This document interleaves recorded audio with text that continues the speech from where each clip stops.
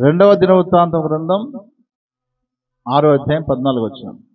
యెహోవా ఇశ్రాయేలుల దేవా, హృదయపూర్వకంగా నిన్ను అనుసరించు నీ భక్తులకు నిబంధన నెరవేర్చుచు కృపచూపుచూ నుండి నీ వంటి దేవుడు ఆకాశమందైనను భూమి అందైనను లేడు అని సొలొమోను భక్తుడు తన మాటల్లో జ్ఞాపకం చేస్తున్నాడు. అంటే తన భక్తులకి దేవుడు ఏం చేస్తాడు? నిబంధన మర్చిపోకుండా తన కృపను చూపిస్తాడు. తన కృప చూపిస్తాడు. తన భక్తులకు దేవుడు తన కృప చూపిస్తాడు. ఆ కృప చూపించినప్పుడు ఆ కృపలో వారు ఏమవుతారంటే ఆశీర్వదింపబడతారు. ఆదికాండం 6వ అధ్యాయము 8వ వచనంలో ఒక భక్తుడు మనకు తెలుసు, ఆయన పేరు నోవాహు. ఆ నోవాహు గురించి ఇలా రాయబడింది చూడండి. ఆదికాండం 6వ అధ్యాయం 8వ వచనం. అయితే నోవాహు యెహోవా దృష్టి యందు కృప పొందినవాడాయను. అయితే నోవాహు కాలంలో ప్రజలు ఎలా ఉన్నారు? 6వ వచనంలో, తాము భూమి మీద నరులను చేసినందుకు యెహోవా సంతాపము నొంది తన హృదయములో నొచ్చుకొనెను. అప్పుడు యెహోవా, నేను సృజించిన నరులతో కూడా జంతువులను, పురుగులను, ఆకాశ పక్షాదులను భూమి మీద ఉండకుండా తుడిచివేయుదును. ఏలైనగా నేను వారిని సృజించినందుకు సంతాపము నొంది ఉన్నాను అన్నాడు. ఎందుకోసము? 5వ వచనం, నరుల చెడుతనం భూమి మీద గొప్పదని, వారి హృదయం యొక్క తలంపులలోని ఊహంతా ఎల్లప్పుడూ కేవలం చెడ్డదని దేవుడు చూశాడంట. అంటే నోవాహు కాలం ఉన్న ప్రజలు కూడా ఎలా ఉన్నారు? చాలా చెడ్డవారిగా ఉన్నారు. దేవునికి ఆయాసకరంగా ఉన్నారు. మనుషులకి ఎంతో ఇంపుగా బ్రతుకుతున్నారు. పాప జీవితంలో మగ్గిపోతూ ఉన్నారు. పాప జీవితంలో జీవిస్తూనే ఉన్నారు. అందుకోసమే అనవసరంగా వీళ్ళని తయారు చేశాను, వీళ్ళందరినీ చంపేస్తాను, కానీ నోవాహు నీ యందు నా కృప ఉందని చెప్పాడు. అంతమంది ప్రజల ముందు నోవాహు జీవితంలో ఏమొచ్చింది? కృప వచ్చింది. కారణం ఏంటి? 9వ వచనం. నోవాహు వంశావళిదే. నోవాహు నీతిపరుడును తన తరములో నిందారహితుడై ఉండెను. నోవాహు దేవునితో కూడా నడిచినవాడు. హల్లెలూయా. నోవాహు పైన దేవుడు అంత కృప చూపించడానికి గల కారణం ఏంటి? మిగతా ప్రజలందరినీ కూడా జలప్రలయం చేత చంపేయడం కారణం ఏమిటి అంటే, మిగతా ప్రజలంతా చెడిపోయారు. ఆ చెడిపోయిన మనుషుల మధ్య ప్రత్యేకమైన జీవితాన్ని జీవిస్తూ నోవాహు నీతిపరుడుగా ఉన్నాడు, నిందారహితుడుగా ఉన్నాడు, దేవునితో కూడా నడిచాడు. ఈరోజు వాక్యం వింటున్నా నువ్వు ఎలా ఉన్నావు? నీ చుట్టుపక్కల మనుషులు చెడ్డోళ్ళే, వారి మధ్యలో నోవాహులాగా నీతిగా బ్రతుకుతున్నావా? నిందారహితంగా బ్రతుకుతున్నావా? దేవునితో నడుస్తున్నావా? నలుగురితో పాటు నడుస్తున్నావా? నలుగురితో పాటు నడిస్తే ఆ జలప్రలయంలో కొట్టుకుపోయినట్టుగా కొట్టుకుపోతాం. ప్రభు యొక్క రాకడలో కూడా విడవబడతాం. నలుగురితో పాటు కాదు ప్రియులారా, మనదొక ప్రత్యేకమైన భక్తి జీవితం చేయాలి. మన భక్తిని ఎగతాళి చేసినప్పటికీ సరేగాక మనం ఏం చేయాలా? మనం చేసే భక్తి కరెక్ట్గా చేసుకోవాలి. నోవాహు ఏమి ఇబ్బంది పడలేదు. సరే ప్రభువా, నేను నీతిగా బ్రతకాలనుకున్నాడు.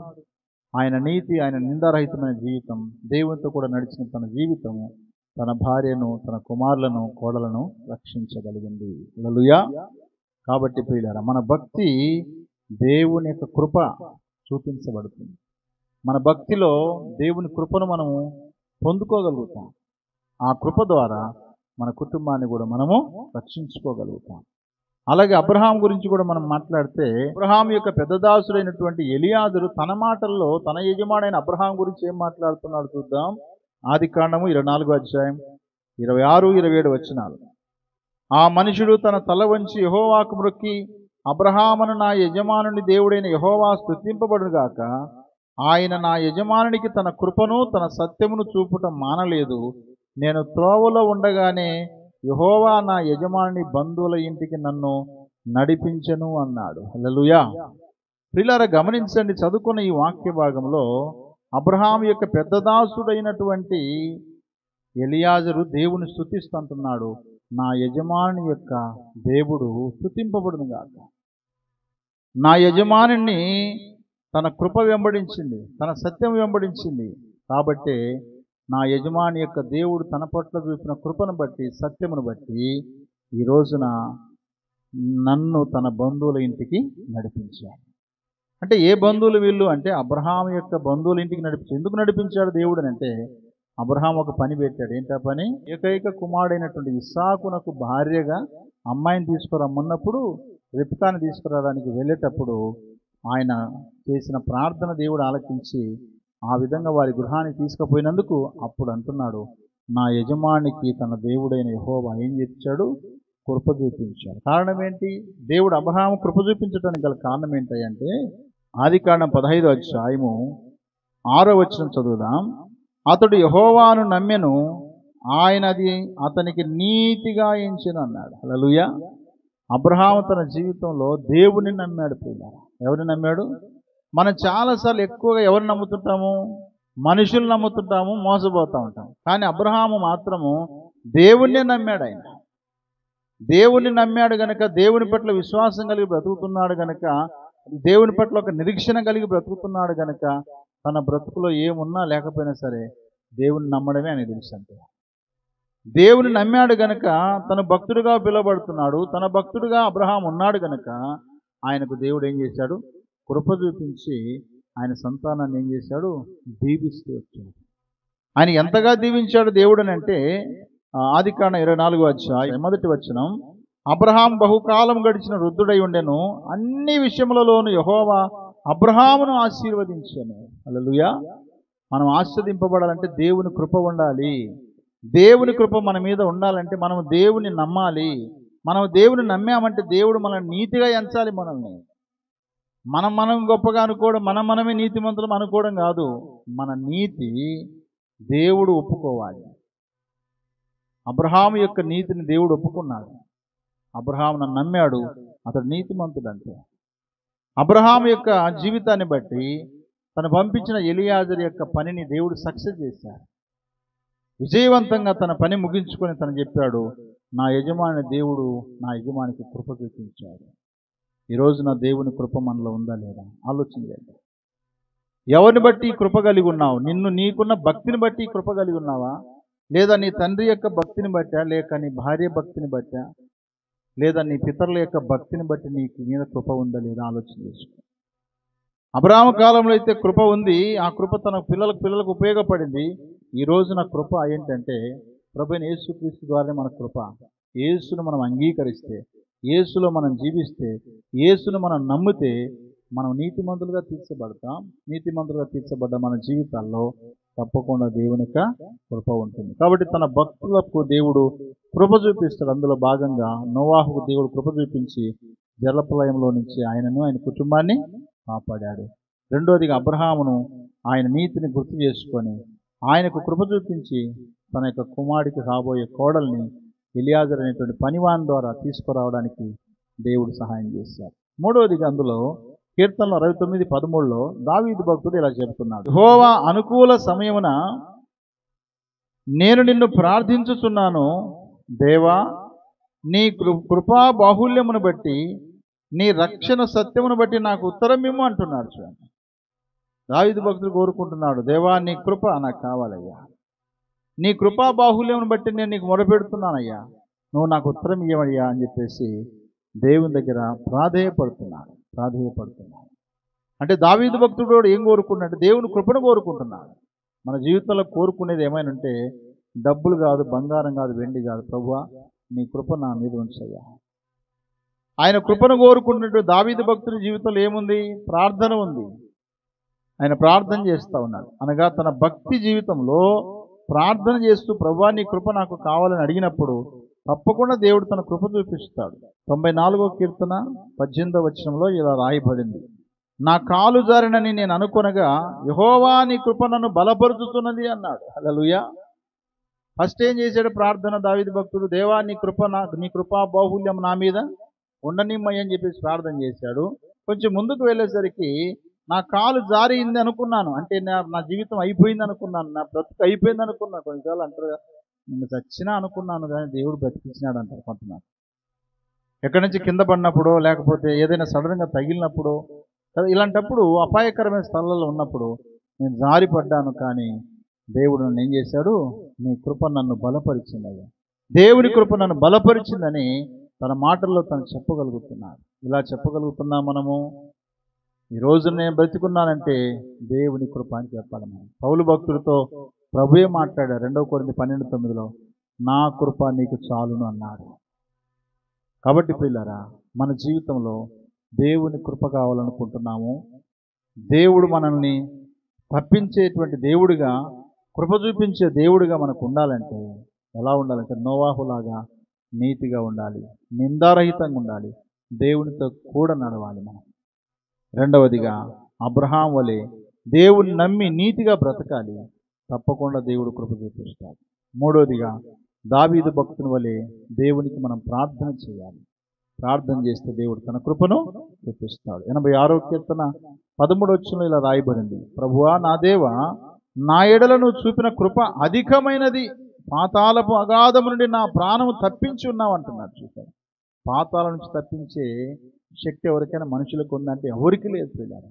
పాతాళం నుంచి తప్పించే శక్తి ఒక్క దేవునికి తప్ప. ఎందుకంటే పాతాళమును జయించాడు దేవుడు. యేసు ప్రభు తన మాటల్లో చెప్పాడు, ప్రకటన గ్రంథం 1:18లో, నేను మొదటివాడను కడపడివాడను అంటూ, నేను ఇదిగో మృతుడనైతిని కానీ యుగయుగములో నేను ఏమై ఉన్నాను, సజీవుడనై ఉన్నాను. పాతాళం నుంచి మనుషులను బయటికి తీయగల శక్తి ఆయనకే ఉంది. పాతాళం యొక్క తాళపు చెవులు నా చేతిలో ఉన్నాయి అన్నాడు కదా.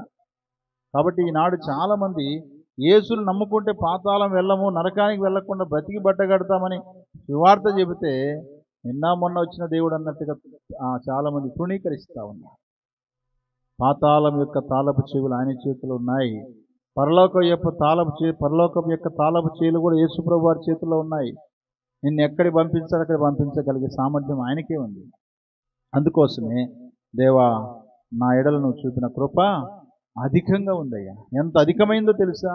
ఈరోజు వాక్యం వింటున్న నీవు నేను మనందరం కూడా దేవునికి సంబంధించిన మనుషులమే కానీ పాపం చేసి పాతాళానికి అర్హులమైన మనల్ని మరలా ప్రభు తన శిలువ రక్తం చేత కొని మనం రక్షించి పాతాళం నుంచి మనల్ని ఏం చేశాడు?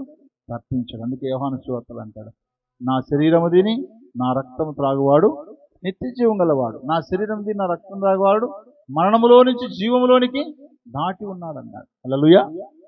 కాబట్టి ప్రియమైన దేవుని బిడ్డలారా, మన జీవితాల విషయాన్ని జ్ఞాపకం పెట్టుకోవాలి. 31వ కీర్తన 21వ వచనంలో కూడా ఒక మాట చెబుతాడు భక్తుడు, ప్రాకారం గల పట్టణములో యెహోవా తన కృపను ఆశ్చర్యకరంగా నాకు చూపి ఉన్నాడు అంటున్నాడు. చూడండి, ప్రాకారం కలిగిన పట్టణంలో ఉన్నాడంటే దావీదు భక్తుడు. ప్రాకారం అంటే చుట్టూ గోడ, అంత సెక్యూరిటీ కలిగి ఉన్నప్పటికీ సరేగాక అది కాదు నాకు దేవుని కృపయే నాకు అని చెప్పేసి ఆయన చెప్పగలుగుతున్నాను. ఒక మినిస్టర్ని అడిగామనుకో, ఒక మంత్రిని అడిగామనుకో, ఏమయ్యా నీకు యాక్సిడెంట్ కావాల్సిన ఎట్లా కాపాడినావు, ఎట్లా బతికినావు అంటే వాళ్ళు ఒకే మాట చెప్తారు, మా సెక్యూరిటీ గార్డ్ ఉండబట్టి మేము బ్రతికన్నామంట. లేదా బుల్లెట్ ఉంటాయి, డ్రెస్ ఉంటాయి కదా, బుల్లెట్ కారు, బుల్లెట్ డ్రెస్సు, అది కాపాడింది అంటారు. కానీ దావీదు ఒక మహారాజయ్యుండి కూడా ప్రాకారం కలిగిన పెద్ద పట్టణం యెరూషలేము పట్టణం, అంత పట్టణంలో అంత ప్రజలు ఉన్నప్పటికీ సరే ఆయన ఏమంటారంటే ఆయన కృప నన్ను ఏం చేసింది? కాపాడింది అన్నారు. దేవుని కృప లేకపోతే మనం లేం ప్రియులారా. ప్రతిరోజు కూడా ప్రభువా నీ కృప నాకు కావాలి.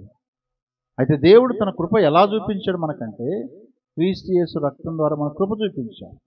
చూడండి ఆ మాట, ఎఫెసీ పత్రిక 2వ అధ్యాయము 5వ వచనం చదువుదాం. అయినను దేవుడు కరుణా సంపన్నుడయ్యుండి మనము మన అపరాధముల చేత చచ్చిన వారమే ఉండినప్పుడు సహితము మన ఎడల చూపిన తన మహాప్రేమ చేత మనలను క్రీస్తుతో కూడా బ్రతికించెను.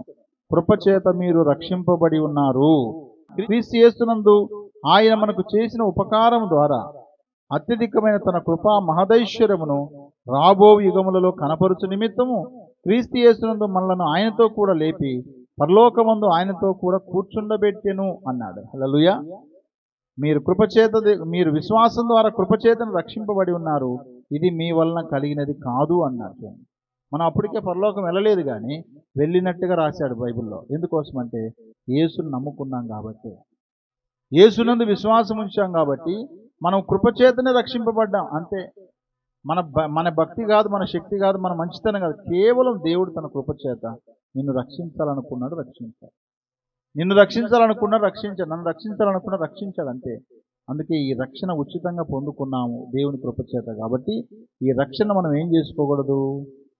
వేస్ట్ చేసుకోకూడదు, వ్యర్థం చేసుకోకూడదని పౌలు భక్తుడే చెప్తాడు. 2 కొరింథీ 6:1 ఈ మాట చెప్పారు, కాగా మేము ఆయన తోడి పనివారమై మీరు పొందిన దేవుని కృపను వ్యర్థం చేసుకునవద్దని మిమ్మల్ని వేడుకొనుచున్నాము అన్నాడు.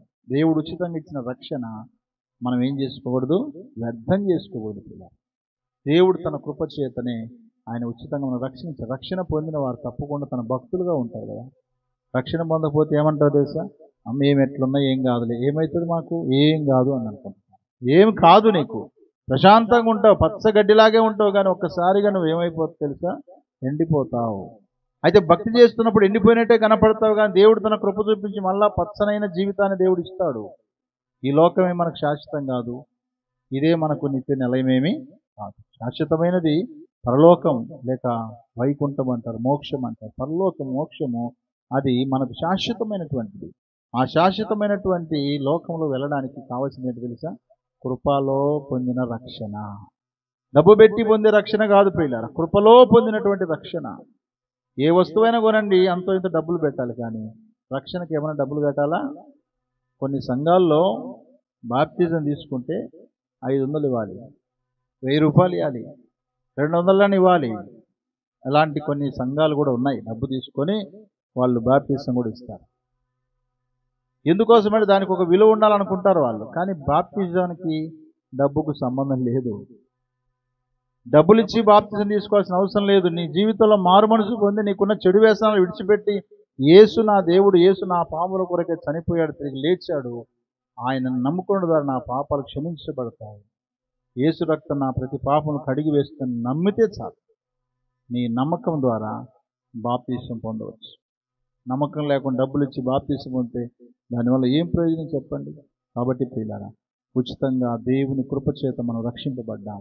ఈ కృపను మనము వ్యర్థము చేసుకోనకూడదు. యోబు గ్రంథం 10వ అధ్యాయం 12వ వచనంలో భక్తుడు ఇలా మాట్లాడుతున్నాడు. జీవమును అనుగ్రహించి నా ఎడల కృప చూపితివి, నీ సంరక్షణ చేత నా ఆత్మను కాపాడుతూ అన్నాడు.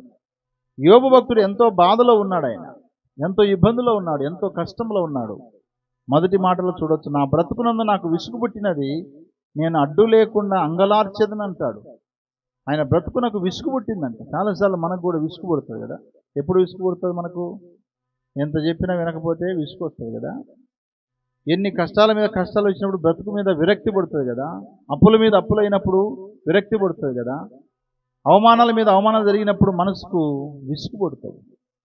యోబు చాలా నీతిగా బ్రతుకుతున్నాడు, కానీ యెహోవా యందు భయభక్తులు కలిగి చెడుతను విడిచిన వాడే, కానీ ఆయన స్నేహితుల వలన, తన భార్య వలన చాలా విసుగొచ్చేసినాయి. పోని తన బాధ చెప్పుకుందామంటే కొడుకులు కూడా చనిపోయారు, కుమార్తెలు కూడా చనిపోయారు. ఎక్కువ శాతము తండ్రులు ఎవరు చెప్తారు తన బాధనంతా? బిడ్డలు చెప్తారు. తల్లి అయినా తండ్రి అయినా బిడ్డకి ఎక్కువ చెప్తారు, కొడుకులకు చెప్పుకోరు, ఎందుకంటే వీళ్ళు వినరు అని. అలాగనే చెప్పుకుందామంటే బిడ్డలు 3 చనిపోయారు, కొడుకులు వారసులు కదని చెప్పుకుందామంటే 7 మంది కొడుకులు కూడా చనిపోయారు. పోని నాతో జీవనం జరిగించేటువంటి భార్యకి చెప్పుకుందంటే భార్య కూడా అర్థం చేసుకోలేదు. చివరికి తన స్నేహితులు వచ్చారు, పలకరించడానికి అనుకున్నారు, కానీ ఆ వచ్చిన స్నేహితులు కూడా తన మీద ఎన్నో నిందలు వేశారు, ఎంతో బాధ పెట్టారు తన మాట వచ్చారు. అప్పుడు ఆయన అనుకున్న, నా బ్రతుకునందు నాకు విసుగు పుట్టింది అంటూ వెంటనే ఏం చెప్తున్నాడంటే, జీవమును అనుగ్రహించి నా ఎడల కృప చూపించినావయ్యా అన్నాడు. హల్లెలూయా. ఎంత విసుగు పుట్టినా సరేగాక నాకు జీవాన్ని ఇచ్చావు, నీ సంరక్షణ చేత నా ఆత్మను కాపాడు. నీ సంరక్షణ అంటే ఏంటి తెలుసా? తల్లిదండ్రులు లేకపోతే ఎవరి దగ్గర పెంచబడితే వారిని ఏమంటారు? సంరక్షకులు అంటారు. దేవుడు కూడా తన సంరక్షణలో ఆయన కాపాడాడని తన భక్తి జీవితంలో ఆయన చెప్పగలుగుతున్నాడు. కారణం ఏంటంటే దేవుని కృప ఆయన గుర్తించాడు. నీ పట్ల దేవుని కృప ఏంటో నువ్వు గుర్తించు. నువ్వు దేవుని కృపను గుర్తించక నీ ఇష్టానుసారమైన జీవితాన్ని జీవిస్తూ, దేవుడు నా మీద కృప చూపించాలంటే కృపకు బదులుగా ఏమొస్తుంది? శాపం వస్తుంది. దేవుని దీవెనకు బదులుగా శాపం వచ్చే అవకాశాలు ఉన్నాయి పిల్లలు. కాబట్టి దేవుని కృపను మనం అసలు వ్యర్థం చేసుకోకూడదు. యెషయా 9వ అధ్యాయం 9వ వచనంలో ఈ మాట చెప్పాడు. నిజముగా మేము దాసులమైతిమి, అయితే మా దేవుడవైన నీవు మా దాస్యములో మమ్మను విడవక పారసిక దేశపు రాజుల ఎదుట మాకు దయగనుపరిచి మేము తెప్పరిల్లినట్లుగా మా దేవుని మందిరమును నిలిపి దాని పాడైన స్థలములను తిరిగి బాగు చేయుటకును, యూదా దేశమందును యెరూషలేము పట్టణమందును మాకు ఒక ఆశ్రయమును ఇచ్చుటకును కృప చూపితివి అన్నాడు. చూడండి, మా దేవా, ఇంత కృప నొందిన తర్వాత మేమేమి చెప్పగలము అన్నారు. అంటే దేవుని ప్రజలైన ఇశ్రాయేలు ఎక్కడికి వెళ్ళిపోయారు? పారసిక దేశపు రాజుల చేతి కింద బానిసలుగా వెళ్ళిపోయారు. 70 సంవత్సరాలు అక్కడ బానిసలుగా బ్రతుకుతున్నప్పుడు అక్కడ ఉన్నటువంటి రాజులకి దేవుడు ఏం చూపించాడంటే దయ కనపరిచాడంట వీళ్ళ మీద. హల్లెలూయా. తన భక్తులుగా మనం కష్టాలున్నా శ్రమలున్నా ఎవరైతే మనం కష్టపెడుతున్నారో వాళ్లకు దయ పుట్టించే మనసు ఈ దేవుడు ఇస్తాడు తప్పకుండా. నువ్వు ఇంట్లో ఉన్న ఒకటే భక్తి చేయాలి, బయటికి వెళ్ళినా ఒకటే భక్తి చేయాలి, బానిసగా ఉన్న ఒకటే భక్తి చేయాలి, భజన చేస్తున్నా ఒకటే భక్తి చేయాలి, అనారోగ్యంగా ఉన్న ఒకటే భక్తి చేయాలి, ఆరోగ్యంగా ఉన్న ఒకటే భక్తి, డబ్బులున్నా ఒకటే భక్తి, డబ్బులు లేకపోయినా ఒకటే భక్తి. పరిస్థితులను బట్టి నువ్వు భక్తి చేస్తే నీ కృప ఆవరించదు, దేవుని కృప రాదు. పరిస్థితులు ఎలాగైనా ఉండి సరేగాక నిన్న నేడు ఒకటే రీతిగా ఉన్న ప్రభు ఒకడే గనుక ఆ ఒక్క దేవుని కొరకై మనం ఏం చేయాలి? భక్తి జీవితం కూడా ఒకే భక్తిని మనం చేస్తూ పోవాలి. మరి అక్కడికి వెళ్ళిన తర్వాత తన ప్రజలు వేదన పొందుతున్న ఆ యొక్క పరిస్థితుల్లో కూడా దేవుడు తన రాజులకు వారి మీద దయ కనపరిచి వారిని కొంచెం ఎట్లా చేశాడంటే తెప్పరిల్లినట్టుగా చేశాడంట. అంటే ప్రాణం పోయినట్టుగా ఉంది, ఆ లోపల దేవుడు మళ్ళీ వారికి జీవం పోసినట్టు అయిపోయింది. వాళ్ళు తెప్పరిల్లు చేసినట్టు అయిపోయేసరికి అప్పుడు చెప్తున్నారు, దేవా మేము దాసులమైనవయ్యా వాళ్ళకి, అయినా మా మీద దయ చూపించేటట్టుగా నీ కృప చూపించారు. ఈరోజు మేము ఇక్కడ వచ్చి మళ్ళా మందిరం కట్టుకున్నామంటే ఇది దేవుని కృపయే తప్ప మా శక్తి ఏమీ, దేవుని కృప. ఈరోజు నువ్వు ప్రభు సన్నిధిలో కూర్చున్నావంటే దేవుని కృప తెలుసా? ఎక్కడో బయట ఉంటే నీ బ్రతుకు ఎట్లా ఉండేదో, ఇక్కడ ఉన్నావు, దేవుని కృప ఇది. మనము దేవుని సన్నిధిలోకి వచ్చాం, దేవుని మందిరంలోకి వచ్చాం, అందుకే దేవుని కృప. యెరూషలేము పట్టణమును మాకు ఒక ఆశ్రయంగా ఇచ్చామంట, ఆశ్రయంగా ఇచ్చారు. చూడండి, యెరూషలేము పట్టణం ఒక ఆశ్రయం ఎవరికి? దేవుని ప్రజలని, యూదులకి, ఇశ్రాయేళ్ళకి. ఈరోజు మనకు ఆశ్రయం ఎవరు అంటే ప్రభువైన యేసయ్య మాత్రమే. ఆయన రెక్కల కిందికి మనం రావాలంతే. ఆయన రెక్కల కిందికి వస్తే మనకు ఆశ్రయం, ఆయనే మనకు ఆశ్రయం. కాబట్టి ప్రియ దేవుని బిడ్డలారా, ఆయన కృపను పొందితమని భక్తుడైనటువంటి ఎజ్రా కూడా చెప్తున్నాడు. ఈ మాట నువ్వు చెప్పగలుగుతున్నావా? ఈరోజు మేము దేవుని కృప అని చెప్పగలిగేటువంటి మనస్తత్వం మనం కలిగి ఉండాలంటే ఆయన ఒక మాట చెప్పాడు, దేవా నీవు మా పట్ల కృప చూపించావు. ఆయన కృపను మనం ఎప్పుడూ జ్ఞాపకం చేసుకోవాలి. ఆయన కృపను మనం జ్ఞాపకం చేసుకోకపోతే దేవుని కోసం బ్రతకలేం తెలుసా? కాబట్టి ప్రియులారా, ఆ విషయాన్ని గుర్తుపెట్టుకున్నాం. దేవుడు తన భక్తులను ఏర్పరచుకొని వారిని కాపాడుతాడు. రెండవదిగా వారి పాదములు తొట్టిల్లకుండా కాపాడుతాడు. మూడవదిగా వారి ప్రాణమును కాపాడుతాడు. నాలుగవదిగా వారి ప్రవర్తనను కాపాడుతాడు. ఐదవదిగా శోధనలోంచి తప్పిస్తాడు. ఆరవదిగా తన భక్తులకు కృప చూపిస్తాడు. ఆ కృప అంతటితో ఆగిపోదు, వారి పిల్లల తరానికి కూడా ఆ కృపను చూపించి వారిని ఏం చేస్తాడు? దేవుడు ఆశీర్వదిస్తూ ముందుకి కొనసాగిస్తాడు. కాబట్టి అలాంటి కృప దయచేసేటువంటి దేవుని పిల్లలుగా మనం ఈ లోకంలో, తన భక్తులుగా ఈ లోకంలో జీవిద్దాం. దేవుడు అలాంటి కృప పరిశుద్ధాత్మ దేవుడు మనందరికీ సహాయం చేయనుగాక. ఆమేన్. ప్రార్థన చేసుకుందాం.